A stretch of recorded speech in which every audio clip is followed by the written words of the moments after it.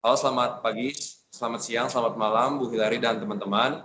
Perkenalkan, kami dari kelompok 3 yang akan membahas mengenai PSAK 14. Sebelum kita mulai, izinkan saya memperkenalkan diri terlebih dahulu. Nama saya Brian Jericho Winata dengan NIM 2023-50304. Nama saya Steven Kusuma dengan NIM 2023-50308. Nama saya Angga Timothy dan NIM 2023-50318. Saya Kezia Grace Nathaniel dengan NIM 2023-50319. Saya Abigail Viola dengan NIM 2023-50332. Dan nama saya Samuel Nathan Antedore dengan NIM 2023-50338.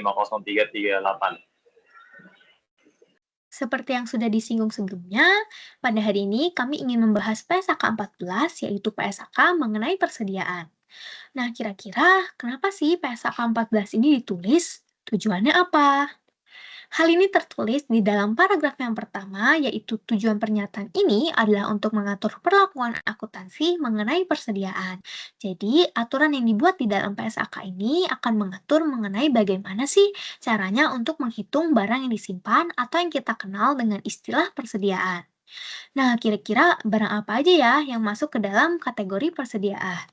Barang-barang ini bisa berupa barang-barang yang mau dijual, barang-barang yang masih dalam proses pembuatan, ataupun bahan-bahan yang digunakan untuk membuat barang yang ingin kita produksi. Jadi intinya, aturan ini membantu kita untuk menghitung berapa sih biaya yang harus diakui terhadap sebuah barang. Karena cara menghitung persediaan itu bisa beda-beda kalau nggak distandarisasi. Makanya PSAK 14 ini hadir untuk membantu kita supaya kita bisa mengstandarisasi cara penghitungan terhadap persediaan. Kita lanjut ke paragraf yang kedua mengenai ruang lingkup dari PSAK ini. Jadi, di sini tertulis bahwa pernyataan ini diterapkan untuk seluruh persediaan, terkecuali barang yang dikosongkan, instrumen keuangan, dan aset biologis. Jadi, dikosongkan ini artinya adalah barang yang kita udah nggak pegang lagi, alias sudah terjual. Karena kalau sudah terjual kan nggak masuk lagi sebagai persediaan. Lalu barang yang dikosongkan juga bisa berarti barang yang nilai ekonomisnya sudah turun, jadi barangnya sudah usang. Lalu yang kedua adalah instrumen keuangan. Kita semua tahu apa itu instrumen keuangan. Dan yang terakhir adalah aset biologis yang terkait dengan aktivitas agrikultur dan produk agrikultur pada titik panen. Misalnya, buah blueberry baru saja dipanen oleh Flora. Kira-kira apakah ini masuk ke PSAK 14? Jawabannya adalah tidak, karena ini nanti diatur di dalam PSAK lain. Karena memang ini bukan bagian dari ruang lingkup PSAK ini. Gitu. Kita lanjut ke paragraf yang ketiga. Di sini dinyatakan bahwa pernyataan yang ada di dalam PSAK ini tidak diterapkan untuk pengukuran persediaan yang dikuasai oleh yang pertama, produsen produk agrikultur, kehutanan, dan tambang. Karena nanti mereka mengukurnya dengan nilai realisasi neto. Dan yang kedua adalah pedagang komoditas, karena mereka nanti mengukur persediaannya pada nilai wajar yang dikurangi dengan biaya untuk menjual. Lanjut, di paragraf yang keempat, di sini dinyatakan bahwa persediaan yang diacu dalam paragraf 3A tadi, yaitu tentang produk agrikultur, kehutanan, dan tambang, itu nanti diukur persediaannya pada nilai realisasi neto. Jadi misalnya, kalau misalnya barangnya udah siap dijual dan udah ada harga pasar yang jelas, maka nilainya tinggal dihitung dari nilai jualan sekarang. Contohnya, ada jeruk sudah dipanen dan siap dijual ke pasar. Karena udah ada nih harga pasar yang jelas, misalnya 15.000 per kilo, maka tinggal dihitung dari harga 15.000-nya. Jadi kita nggak usah lagi nge-tracing lagi berapa biaya panennya dan biaya lain-lain. Kita bisa langsung menggunakan harga yang ada di pasar. Lanjut, di paragraf yang kelima, di sini dinyatakan bahwa pialang pedagang itu mereka mengukur persediaannya pada nilai wajar dikurangi dengan biaya penjualan. Misalnya, harga pasar untuk beras saat ini adalah 10.000 per kilo. Lalu biaya untuk menjualnya adalah Rp500. Misalnya biaya ini adalah untuk pengiriman. Maka nilai persediaan yang dihitung oleh pialang pedagang adalah nilai wajarnya dikurangi dengan biaya penjualan. Di sini harga wajarnya adalah 10.000 dan biaya penjualannya adalah Rp500. Jadi nilai persediaannya adalah sebesar 9.500. Kita lanjut ke paragraf yang ke-6. Di sini kita membahas mengenai definisi-definisi yang digunakan di dalam PSAK ini. Nah, jadi di sini ada 3 definisi. Yang pertama adalah persediaan. Jadi seperti yang sudah aku singgung di depan tadi, bahwa persediaan itu adalah barang yang siap dijual ke orang lain, barang yang sedang dibuat di pabrik, dan juga bahan-bahan yang digunakan untuk memproduksi barang yang ingin kita produksi. Contohnya, kalau kita mau produksi kue, maka bahan-bahannya adalah tepung dan gula. Nah, walaupun tepung dan gula ini belum menjadi kue, tapi ini bisa kita masukkan ke dalam persediaan kita, karena nanti ini yang akan digunakan untuk membuat barang jadi kita alias kue. Lalu yang kedua adalah nilai realisasi neto. Jadi nilai realisasi neto adalah harga jual sekarang yang dikurangi dengan biaya untuk menjual. Dan yang terakhir adalah nilai wajar. Nilai wajar adalah harga yang adil di pasar antara penjual dan pembeli. Jadi ngomong gampangnya nilai wajar ini adalah nilai yang seharusnya, nilai yang harusnya emang segitu gitu. Kalau misalnya kita beli HP, HP-nya udah terdepresiasi, itu kan kalau kita mau jual dengan harga beli kita, itu kan nggak adil kan di pasar, karena udah ada depresiasi, udah kita gunakan. Jadi nilai wajar ini adalah nilai yang bisa diterima di pasar. Kita lanjut ke paragraf yang ke-7. Di paragraf yang ke-7 ini, PSAK 14 mau ngasih tahu bahwa nilai realisasi neto adalah nilai spesifik dari suatu entitas, sedangkan nilai wajar bukan merupakan nilai spesifik suatu entitas. Sehingga nilai realisasi neto untuk suatu persediaan bisa saja tidak sama dengan nilai wajar yang dikurangi dengan biaya untuk menjual. Contohnya, di sini aku punya sepeda, harganya adalah Rp1.500.000. Lalu untuk mengirim kepada pembeli, aku harus bayar biaya pengiriman sebesar Rp100.000. Sehingga nilai yang akan aku akui adalah sebesar Rp1.400.000. Berbeda dengan nilai realisasi neto, misalnya dengan harga sepeda yang sama dan biaya pengiriman yang sama.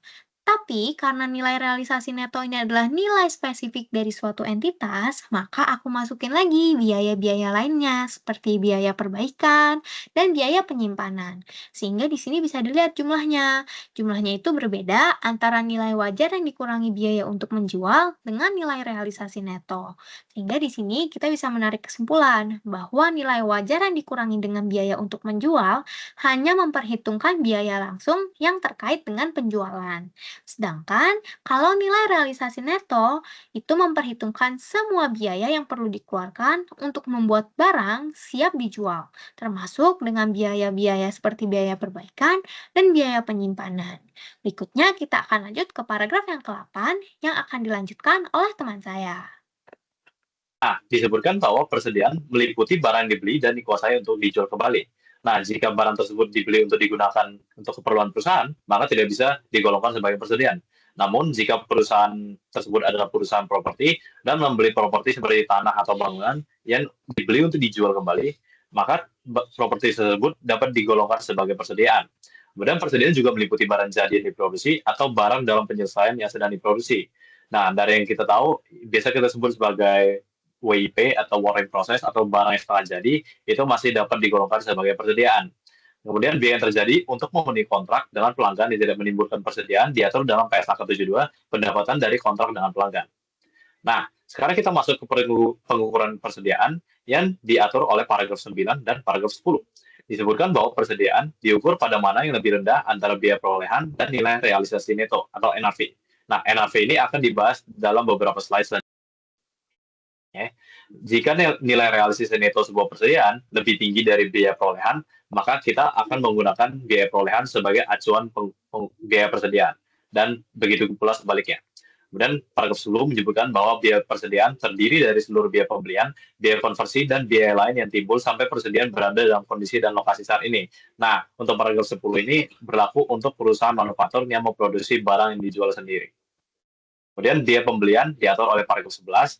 Nah, disebutkan bahwa biaya pembelian meliputi harga beli, biaya impor, pajak lainnya, selain yang dapat ditagih kembali setelahnya oleh entitas kepada otoritas pajak, biaya pengangkutan, biaya penanganan, dan biaya lainnya secara langsung dapat didistribusikan pada perolehan barang jadi, bahan, dan jasa. Kemudian diskon dagang, rebat, dan item serupa lain dikurangkan dalam menentukan biaya pembelian.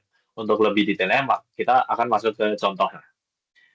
Di sini ada contoh dengan perusahaan PT Lontong Sate Enak yang membeli persediaan untuk barang dagangannya untuk dijual dengan harga 130 juta termasuk pajak. Nah, PT Lontong Sate Enak membayar biaya pengiriman sebesar 200.000 dan mendapatkan diskon sebesar 500.000. Untuk itu, biaya pembelian dari persediaan yang dibeli oleh PT Lontong Sate Enak adalah harga belinya yaitu 130 juta ditambah dengan biaya pengiriman sebesar 200.000 dan dikurangi oleh diskon sebesar 500.000. Maka kita mendapatkan hasilnya sebagai 149.700.000. Nah, kita masuk ke biaya konversi. Nah, biaya konversi ini adalah bagian dari biaya yang dimana biaya produk tersebut dapat dibagi menjadi dua, yaitu prime cost dan conversion cost. Prime cost sendiri adalah gabungan dari biaya direct material dan biaya direct labor. Sementara biaya conversion adalah tambahan dari biaya direct labor dan biaya overhead, baik itu fixed ataupun variable. Mereka memerlukan. Sekarang kita masuk ke biaya konversi yang diatur oleh 3 paragraf sekaligus, yaitu paragraf 12, 13, dan 14. Nah, biaya konversi persediaan meliputi biaya secara langsung terkait dengan item yang diproduksi, seperti biaya tenaga kerja langsung. Jadi, jika contohnya biaya satpam kantor ataupun biaya depresiasi bangunan kantor, itu tidak dapat dimasukkan sebagai biaya konversi persediaan. Nah, termasuk juga alokasi sistem sistematis overhead produksi tetap dan variabel yang timbul dalam mengonversi bahan menjadi barang jadi. Kemudian disebutkan bahwa overhead produksi tetap atau fixed overhead adalah biaya produksi tidak langsung yang relatif konstan tanpa memperhatikan volume produksi. Contohnya adalah depresiasi bangunan seperti pabrik ataupun depresiasi mesin yang menggunakan metode garis lurus. Kemudian overhead produksi variabel adalah biaya produksi tidak langsung yang berubah secara langsung atau hampir secara langsung mengikuti perubahan volume produksi. Nah, jika PT Lontong Sate Enak memproduksi 5.000 unit, contohnya mereka memproduksi jajanan, maka mereka membutuhkan 5.000 kemasan. Nah, biaya dari kemasan itu masuk ke namanya variable overhead. Nah, kita masuk ke alokasi single product, atau yang spesifiknya diatur oleh paragraf 13.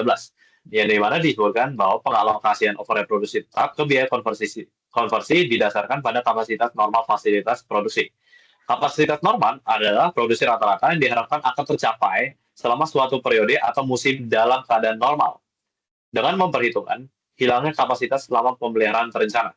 Jadi, jika kapasitas normal PT Lontong Sate Enak ada 5.000 unit, maka biaya fixed overhead akan dibagi sebesar 5.000 unit.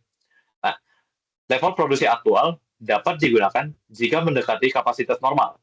Nah, jika produksi aktual di bulan tersebut adalah 4.950 unit, maka PT Lontong Sate Enak bisa saja menggunakan acuan produksi aktual untuk membagi biaya fixed overhead per unitnya. Kemudian pengalokasian jumlah overhead produksi tetap pada setiap item produksi tidak bertambah sebagai akibat dari rendahnya produksi atau tidak terpakainya pabrik. Nah, contoh PT Lontong Sate Enak menggunakan 5.000 unit untuk membagi fixed overhead. Nah, jika per unitnya adalah 2.000 rupiah, dan di bulan tersebut mereka hanya memproduksi sebesar 3.000 unit, maka biaya per unitnya tidak akan bertambah, melainkan hanya tetap berada pada angka 2.000 rupiah. Kemudian overhead yang tidak teralokasi diakui sebagai beban pada periode yang sedang terjadinya overhead tersebut. Nah, dalam periode produksi tinggi yang tidak normal, jumlah overhead tetap yang dialokasikan pada tiap item produksi tinggi yang tidak normal, jumlah overhead tetap yang dialokasikan pada tiap item produksi menjadi berkurang, sehingga persediaan tidak diukur di atas biayanya. Kemudian overhead produksi variabel dialokasikan pada item produksi atas dasar penggunaan aktual fasilitas produksi. Jadi, fixed overhead menggunakan kapasitas, sementara variable overhead menggunakan aktualnya. Nah, kita masuk ke alokasi multiple product yang dibahas oleh paragraf 14. Nah, ketika biaya konversi setiap produk tidak dapat diidentifikasi secara terpisah, maka biaya tersebut dialokasikan antar produk secara rasional dan konsisten. Itu tergantung dengan perusahaan apakah mereka menggunakan metode apa ataupun cara apa untuk mendapatkan hasil yang lebih akurat. Kemudian produk sampingan seringkali diukur pada net realisasi neto, karena pada hakikatnya tidak material, dan nilai tersebut mengurangi biaya produk utama. Sebagai akibatnya, jumlah tercatat produk utama tidak berbeda secara material dan biayanya. Saya akan melanjutkan pembahasan materi dari rekan saya mengenai biaya lain. Biaya lain merupakan biaya yang dapat dimasukkan ke dalam harga perolehan persediaan, selama biaya tersebut diperlukan untuk membawa persediaan ke kondisi dan lokalisasi. Contohnya, biaya desain produk yang dikenakan khusus untuk pelanggan, atau biaya pengolahan tertentu untuk memenuhi spesifikasi yang diperlukan. Dan juga biaya overhead pengembangan produksi yang merupakan biaya yang berkaitan dengan aktivitas yang mendukung operasi perusahaan, tapi tidak berhubungan langsung dengan pembuatan produk. Nah, semua biaya tambahan bisa dimasukkan di dalam harga perolehan persediaan. Biaya-biaya yang tidak diakui sebagai biaya persediaan di antara lain, jumlah yang tidak normal atas pemborosan bahan tenaga kerja, atau biaya produksi lainnya. Lalu ada overhead administrasi yang tidak memberikan kontribusi untuk membuat persediaan berada dalam kondisi dan lokalisasi ini. Kemudian, ada biaya penyimpanan, kecuali biaya tersebut diperlukan dalam proses produksi sebelum tahap selanjutnya. Dan yang terakhir, biaya penjualan. Biaya pinjaman termasuk dalam biaya persediaan karena mengidentifikasi keadaan terbatas. Ketika entitas membeli persediaan dengan pembayaran yang ditangguhkan, maka selisih harga beli untuk persyaratan kredit normal dan juga yang dibayarkan diakui sebagai beban bunga. Contoh kasusnya, ada sebuah entitas membeli persediaan dengan harga 105.000 yang harus dibayar dalam waktu 1 tahun. Nah, jika dibayar tunai, harga normal persediaan 100.000. Jadi selisih 5.000 yang didapat dari 105.000 kurang 100.000 ini merupakan beban bunga yang akan diamortisasi selama 1 tahun. Kemudian ada biaya produk agrikultur setelah panen dari aset biologis. Agrikultur persediaan berupa produk agrikultur yang telah dipanen oleh entitas dari aset biologisnya. Kemudian oleh wajib dikurang biaya untuk menjual. Contoh, sebuah entitas memanen 1.000 kg gandum. Harga pasar gandum adalah 5.000 per kilogram. Biaya transportasi ke pasar sebesar 500 per kilogram. Jadi cara ngitungnya, 5.000 dikurangi 500 yang merupakan biaya transportasi ini dikali oleh 1.000 kilogram. Didapat hasilnya 1.500.000 yang merupakan persediaan awal. Kemudian ada teknik pengukuran. Ada biaya standar dan metode eceran. Biaya standar memperhitungkan level penggunaan bahan dan perlengkapan. Dan kemudian efisiensi dan kapasitas. Biaya standar dikelola secara reguler dan direvisi sesuai dengan kondisi ini jika diperlukan. Materi selanjutnya kan dibahas oleh rekan saya, Stephen Kusuma. Nah, metode eceran ini digunakan untuk mengukur persediaan dengan item yang cepat berubah dalam jumlah banyak, serta memiliki margin yang serupa. Nah, jadi item-item ini perlu menggunakan metode eceran, karena jika menggunakan metode lain akan menjadi tidak efisien. Nah, biaya persediaan menggunakan metode eceran ini ditentukan dengan menggunakan nilai penjualan persediaan dengan persentase margin bruto yang sesuai. Nah, untuk rumus biaya terdapat 3 metode, yaitu ada identifikasi khusus, masuk pertama, keluar pertama, atau yang biasa kita sebut sebagai FIFO, dan biaya rata-rata tertimbang, atau yang biasa kita sebut sebagai weighted average. Nah, untuk identifikasi khusus ini digunakan untuk item-item secara umum yang tidak dapat dipertukarkan. Barang atau jasa yang dihasilkan dan dipisahkan untuk proyek tertentu juga perlu menggunakan identifikasi khusus, baik item tersebut dibeli maupun dihasilkan. Nah, akan tetapi item identifikasi khusus ini tidak tepat digunakan ketika terdapat item persediaan dalam jumlah besar dan secara umum dapat dipertukarkan. Selanjutnya masuk pertama, keluar pertama. Nah, masuk pertama, keluar pertama ini mengasumsikan bahwa item persediaan pertama dibeli atau diproduksi terlebih dahulu, sehingga item yang tertinggal dalam persediaan pada akhir periode adalah yang dibeli atau diproduksi paling akhir. Selanjutnya untuk metode yang ketiga, yaitu adalah biaya rata-rata tertimbang. Nah, biaya rata-rata tertimbang ini ditentukan berdasarkan biaya rata-rata tertimbang dari item yang serupa pada awal periode dan biaya item yang serupa yang dibeli atau diproduksi selama 1 periode.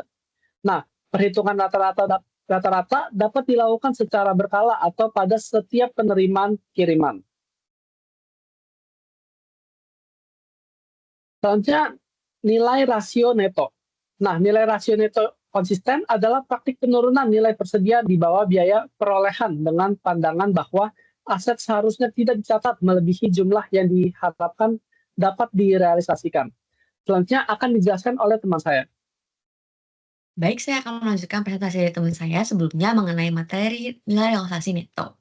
Nah, di paragraf ke-29, persediaan itu dapat diturunkan ke nilai realisasi neto terpisah untuk setiap item persediaan, lebih tepatnya jika dihitung terhadap kelompok item yang serupa atau berkaitan.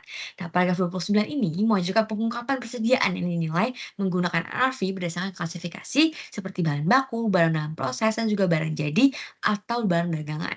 Nah, pengungkapan ini itu memastikan transparansi sehingga pengguna laporan itu dapat memahami bagian mana dari persediaan yang mengalami penurunan. Nah, misalnya tingginya persediaan barang jadi, itu bisa menjadi tandanya ada overstocking atau penjualan yang lambat. Contohnya nih, perusahaan mebel, dia punya barang jadi kursi itu senilai 2,5 miliar. Tapi ternyata karena permintaannya turun, maka dia akan nilai NAV-nya itu akan turun ke 2 miliar dan terjadi penurunan sebesar 500 juta. Nah, selanjutnya juga kita masih bahas mengenai NRV, yang dimana di paragraf ke-30 itu estimasi nilai realisasi neto mempertimbangkan fluktuasi harga atau biaya yang langsung berkaitan dengan peristiwa akhir periode.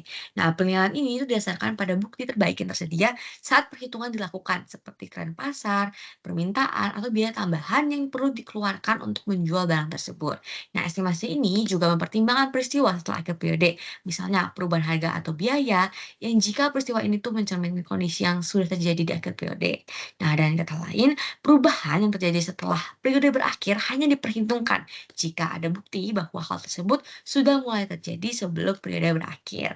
Nah, contohnya nih, perusahaan ini punya stok baju kemeja 1000 unit. Nah, ternyata diperkirain kalau misalnya di akhir tahun itu tren fashion akan berubah.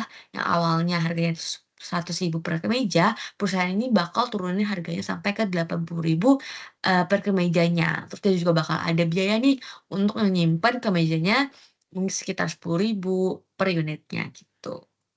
Next, kita akan masuk ke paragraf ke-31, yang dimana tujuan persediaan yang dikuasai itu juga mempengaruhi estimasi nilai hasil neto. Nah, nilai hasil neto NR atau NR ini juga dari persediaan harus mempertimbangkan tujuan penggunaannya, yang dimana jika persediaan digunakan untuk memenuhi kontrak penjualan yang sudah pasti, nilai hasil netonya itu dihitung berdasarkan harga kontrak, karena jumlahnya dan harganya itu udah pasti. Nah, jika ada kelebihan persediaan di luar kontrak, maka nilai hasil netonya itu dihitung berdasarkan harga pasar umum karena kelebihan ini itu harus dijual di pasar bebas. Nah, selain itu, jika perusahaan menyadari bahwa menjual persediaan di bawah harga perolehannya itu akan menyebabkan kerugian, maka kerugian tersebut harus dicatat sebagai provisi dalam laporan keuangan sesuai dengan aturan PSAK 57. Contohnya nih, misalnya suatu perusahaan memiliki 1000 unit laptop sebagai persediaan di gudangnya. Nah, di mana 600 unit itu dijual sesuai kontrak yang sudah pasti terjual sesuai NRV di dalam kontrak. Lalu ada juga 400 unit dijual di pasar dengan harga pasar bebas, sehingga nilai NRV-nya itu bakal ngikutin pasar. Lalu semisalnya nih, biaya perolehannya yang dijual di pasar itu lebih tinggi dari harga jual, lebih tinggi dari harga jual, maka kita bisa catat sebagai potensi kerugian ke dalam provisi gitu. Lalu kita lanjut ke paragraf ke-32, yang dimana menyatakan bahwa naik turunnya harga bahan dan perlengkapan lainnya itu dapat mempengaruhi estimasi nilai realisasi neto.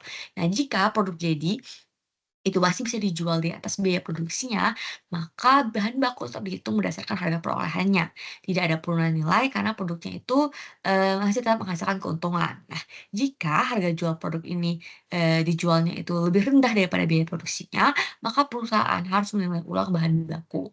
Dalam situasi ini, bahan baku itu mungkin tidak lagi bernilai seperti harga awalnya.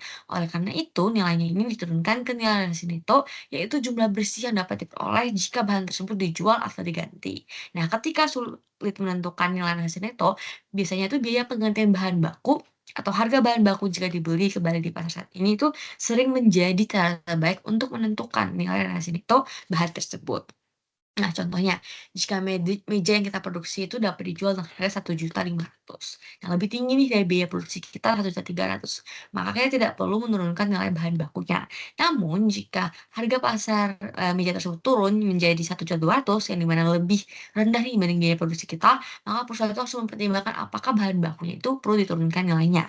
Nah, penurunan harga bahan baku itu bisa mencerminkan bahwa biaya produksi meja akan lebih tinggi daripada NRV-nya gitu. Next, ini adalah paragraf terakhir dalam nilai realisasi neto, yaitu paragraf 33, di mana menyatakan bahwa penilaian baru atas nilai realisasi neto itu dapat dilakukan pada setiap periode selanjutnya.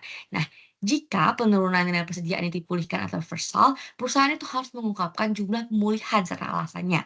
Pemulihannya itu terjadi ketika NAV meningkat, misalnya karena kenaikan harga pasar atau biaya penyelesaian yang berkurang. Nah, hal ini penting untuk menunjukkan adanya potensi realisasi keuntungan di masa depan. Contohnya misalnya ada toko fashion nih, yang di mana dia awalnya itu, jual baju musim dingin. Namun ternyata tiba-tiba ada peningkatan permintaan nih, karena musim dingin itu balik lagi. Nah, ini bisa nih dari yang awalnya misalnya dari musim dingin nilainya 500 juta, terus kita balik ke musim panas nilainya jadi turun nih 300 juta, terus balik lagi ke musim, dingin. Nah, itu bisa tuh yang awalnya 500 turun ke 300 bisa lagi naik ke 400. Jadi kita ada yang namanya, pemulihan nilai atau reversal. Nah, next kita akan masuk ke paragraf ke-34 dan 35 yang dimana berbicara tentang pengakuan sebagai beban. Ketika persediaan tersebut dijual, nilai dari persediaan menurun dan dialokasikan ke dalam akun aset lainnya. Nah, di paragraf 34 itu menyatakan bahwa pengakuan persediaan sebagai beban itu saat dijual, yaitu ketika barang tersebut dijual, nilai tercatat persediaan itu dicatat sebagai beban pokok penjualan pada periode yang sama dengan diakuinya pendapatan dari penjualan barang tersebut. Nah, kalau misalnya penurunan nilai persediaan, itu bisa terjadi karena harga dijual turun atau barang menjadi usang.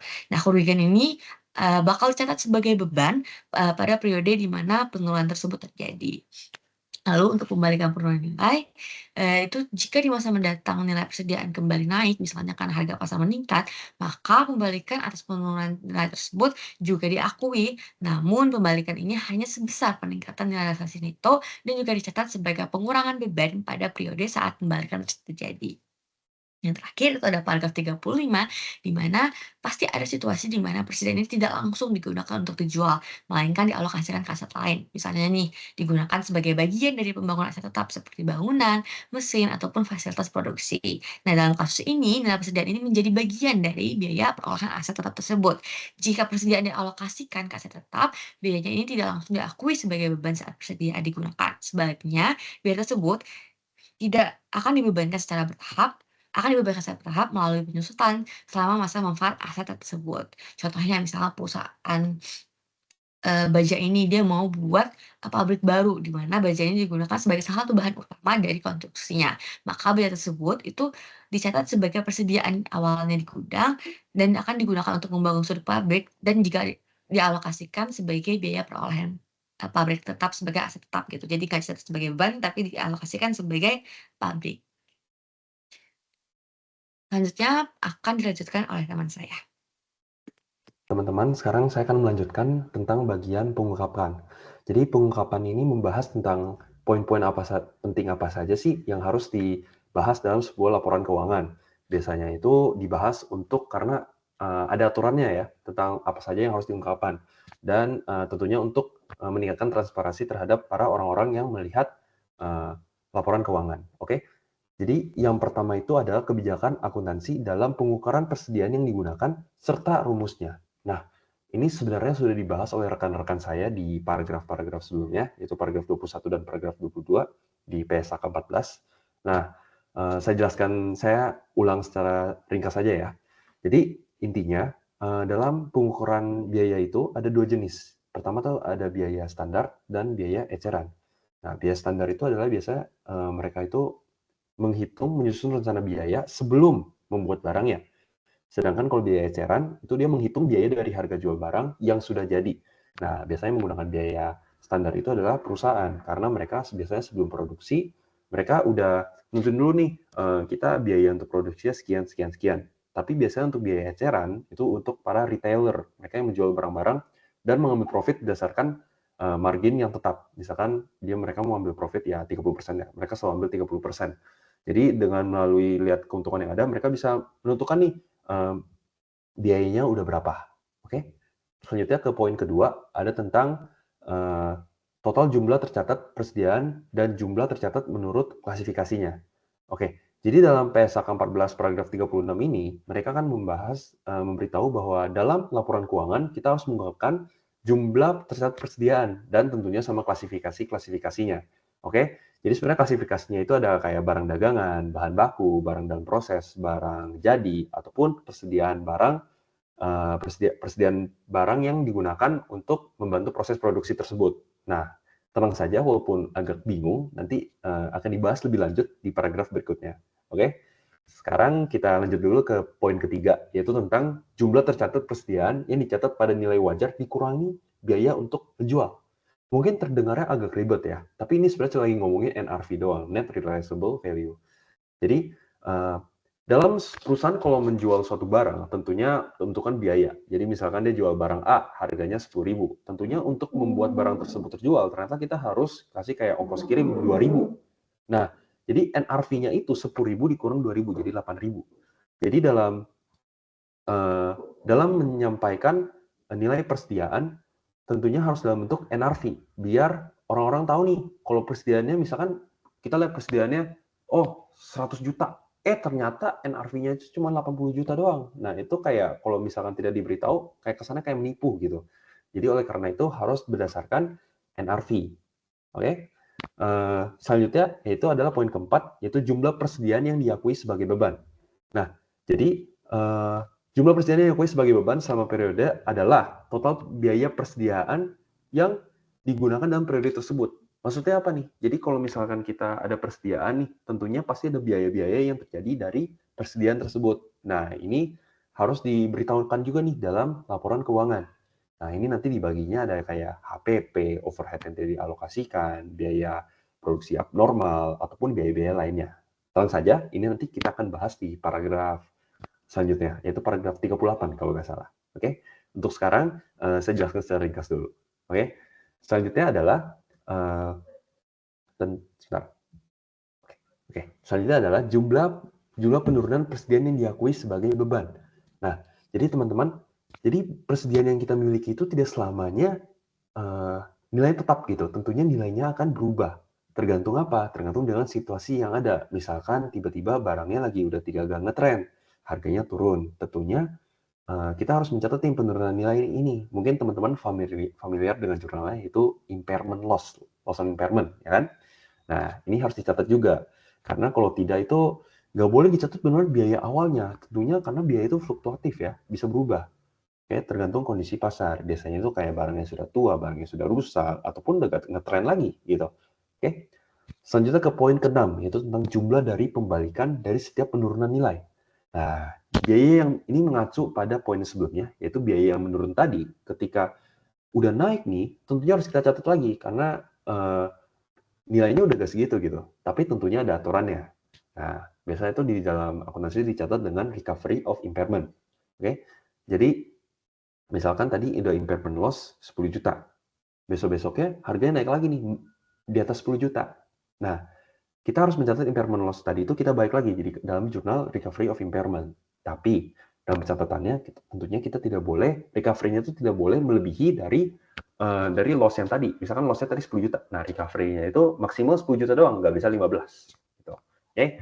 Selanjutnya poin ke-7, keadaan atau peristiwa penyebab pembalikan. Nah, tentunya pembalikan itu ada alasannya dong. Nah, nanti harus dicantumkan dalam laporan keuangan. Misalkan barangnya itu tiba-tiba ngetren lagi, ataupun tiba-tiba harga pasar naik gitu. Minat konsumen naik. Nah, itu harus dicantumkan juga.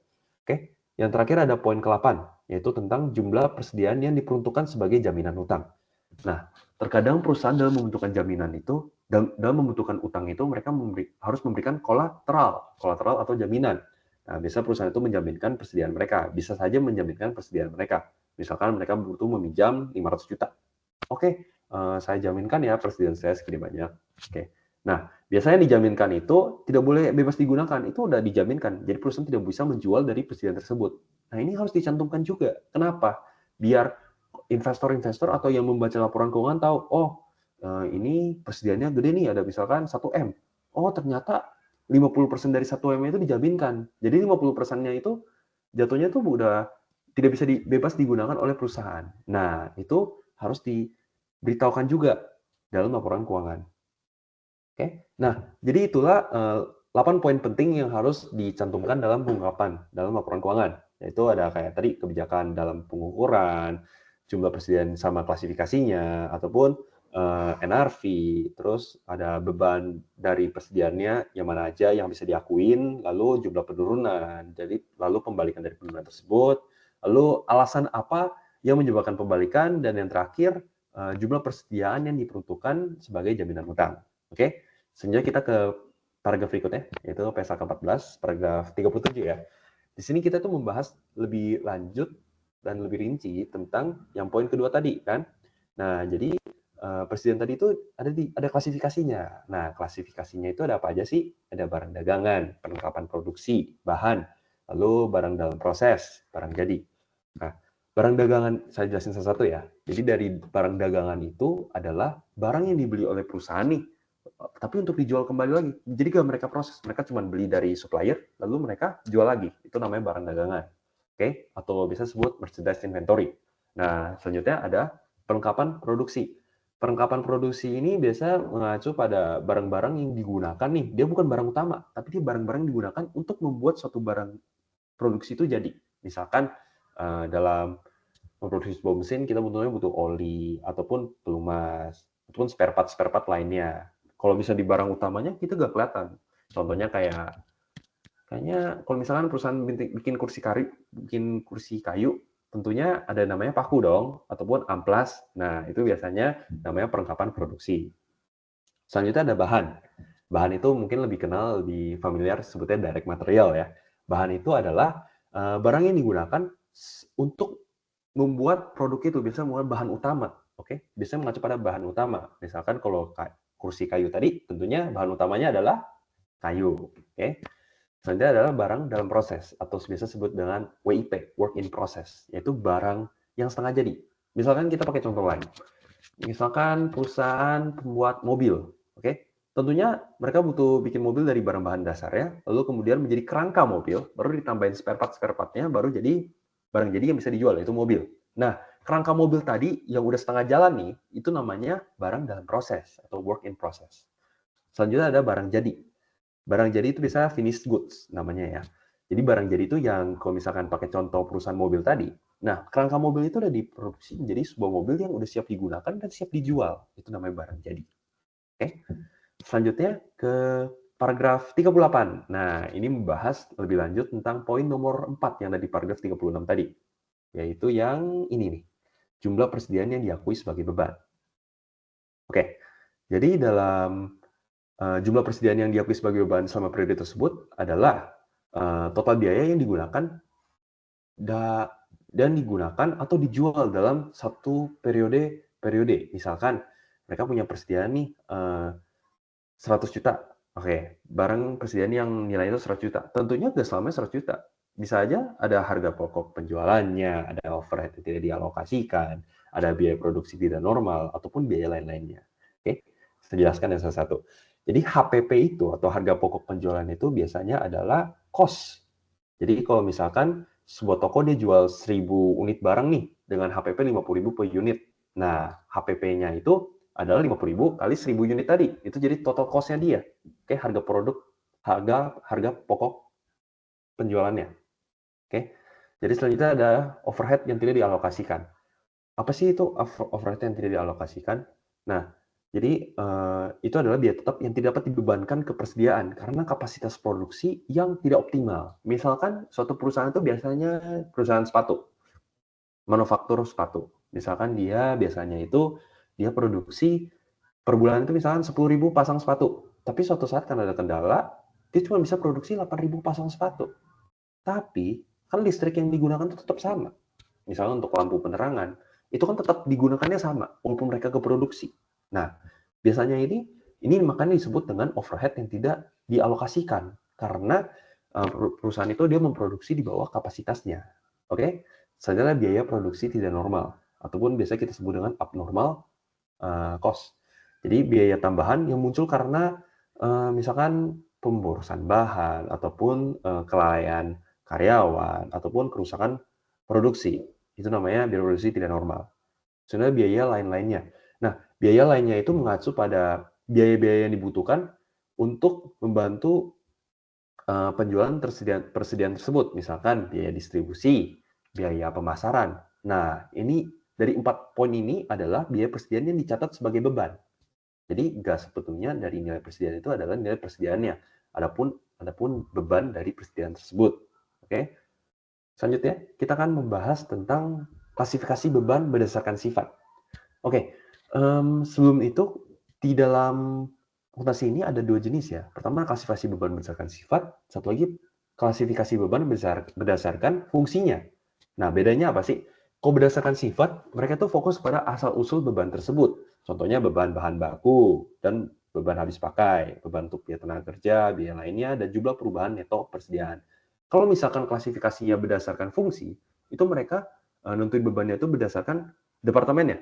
Misalkan biaya administrasi. Nah, nanti di biaya departemen administrasi. Nanti di departemen ini nanti ada bisa biaya gaji, biaya tenaga kerja, ataupun biaya bahan baku, ataupun biaya perlengkapan yang dari departemen ini semua dijadiin satu ke dalam